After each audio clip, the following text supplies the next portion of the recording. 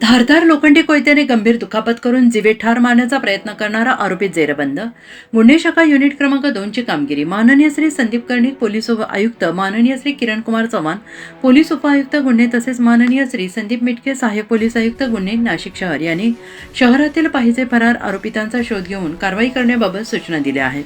दिनांक 19/6/2026 रोजीचे सुमारास फिर्यादी हे त्यांच्या घरासमोरील ओढ्यावर बसलेले असताना आरोपित मजूर राहुल जाधव हा येथे येऊन फिर्यादी यांच्यासोबत जुन्या भांडणाची कुरापत काढून त्यांना वाईट साईड शिवीगाळ आणि दमदाटी करून वाद घालत होता. यावर फिर्यादी यांनी त्या समजावून सांगण्याचा प्रयत्न केला असता त्यांनी त्याचा राग आल्याने आरोपी राहुल जाधव याने त्याच्या जवळील बॅगमधून धारदार लोखंडी कोयता बाहेर काढून फिर्यादी यांच्या डोक्यावर, हातावर, पोटावर, डोळ्याच्या बाजूस कोयत्याने वार करून गंभीर दुखापत करून फिर्यादी यांना जीवे ठार मारण्याचा प्रयत्न केला होता.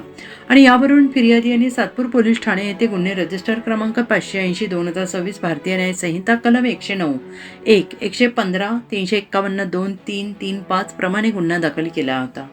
त्या अनुषंगाने गुन्हे शाखा युनिट 2 कडील पोलीस अधिकारी आणि अंमलदार हे सदर आरोपित मजकूर राहुल जाधव याचा शोध घेत असताना पोलीस अंमलदार महेश खांडबहाले, पोलीस अंमलदार तेजस मते अशांना गुप्त बातमीदारामार्फत गोपनीय माहिती मिळाली. सदर गुन्ह्यातील पाहिजे असलेला आरोपी राहुल जाधव हा महादेववाडील, सातपूर, नाशिक या ठिकाणच्या परिसरात वावरत आहे अशी माहिती मिळाली.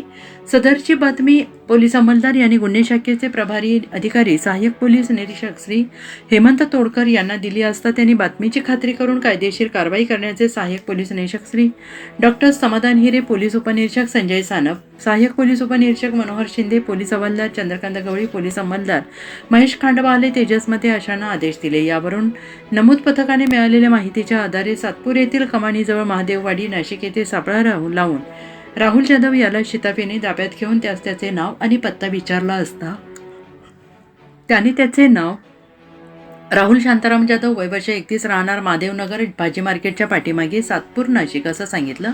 त्याला गुन्ह्याच्या अनुषंगाने विचारपूस करता त्याने रागाच्या भरात सदरचा गुन्हा केल्याची कबुली दिली. तर आरोपित मजकूर राहुल जाधव याची वैद्यकीय तपासणी करून त्याला पुढील कारवाई कामे सातपूर पोलीस ठाणे, नाशिक शहर यांच्या ताब्यात देण्यात आले.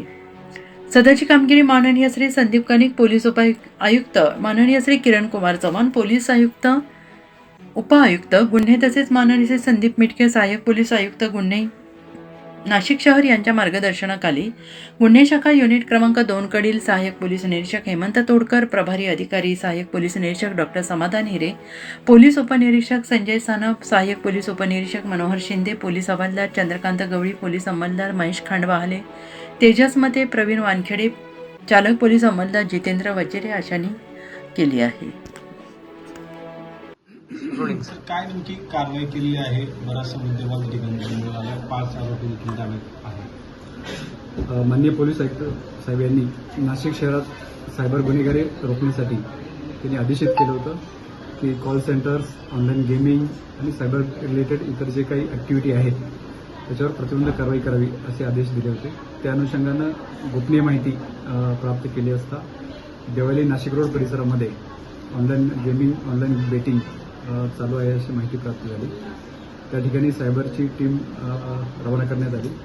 त्या ठिकाणी त्या सदर इसमांचा शोध घेतला तर त्या ठिकाणी अशी माहिती प्राप्त झाली की सदर इसम हे नाशिक रोड परिसरातून कळवण या ठिकाणी शिफ्ट होऊन त्या ठिकाणाहून ते गेमिंग आणि बेटिंग चालवत आहेत. त्याप्रमाणे टीम कळवण या ठिकाणी गेली. कळवण या ठिकाणी सदर त्या ठिकाणी 5 इसम मिळून आले. त्या 5 इसम हे वेगवेगळ्या 4 गेमिंग वेबसाईट चालवत होते. त्यांच्याकडून 4 laptop, 18 mobile, 54 bank passbook, 25 ATM card आणि 26 वेगवेगळ्या मोबाईल कंपन्यांचे सिम कार्ड्स असे त्यांच्याकडून मिळून आले आणि त्यांच्यावर पुढील IT ॲक्ट आणि गेमिंग ॲक्ट प्रमाणे गुन्हा दाखल करण्यात आलेला आहे.